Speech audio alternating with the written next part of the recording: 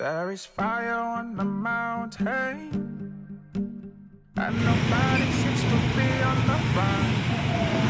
Oh, there is fire on the mountain top, and no one is on it. I wake up in the morning. Nagpapatuloy ang kwento sa isang maikling umaga. Pagkatapos naming magpakalbo, ay sadya na naming pinuntahan ng Cubert para kunin ang aming mga natitirang gamit. At dito sa Cubert ay nadatnan namin ang aming mga kabady. At nadatnan din namin dito ang mga bagong kapay 9. At doon na hindi na kami nagtagal, kaya pagkatapos ay dumiretso na kami sa aming mapaglilipasan ng isang gabi.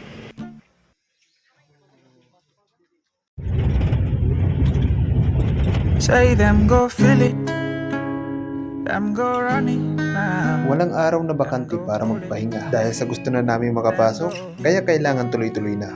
Pagdating namin ng Santo Tomas, Batangas, wala nang oras na pinalampas. Sasabak ulit tayo sa proper training kung tatagal tayo o susuko. Grabe naman. Nakailang ikot kami dito.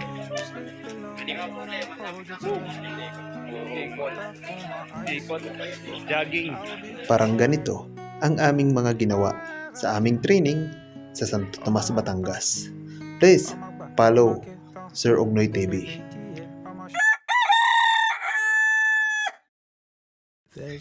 So, another day na naman. Pangalawang araw namin dito sa Batangas. Busy yung kasama natin. And if you really try, you find there's no need to cry in this place. Hi guys! Hello! Yan, proper training kami ngayon at solid yung aming training kasi masyado hindi naman mahirap. Masakit lang sa paa. Kaya yan, dito muna kami at tamang pahangin muna saglit dahil 10 minutes break. So that's it for today's Black for more.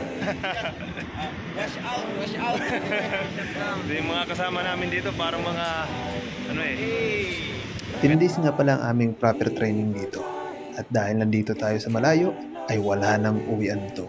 Everyday, same routine, same command exercise. At dahil sa lagi kami magkakasama, kaya naging magkakaibigan kami dito. There's a love that cannot lie. Love is strong, it only cares for joyful giving. If we try, we shall see. In this place we cannot feel fear of dread. We stop existing and start living.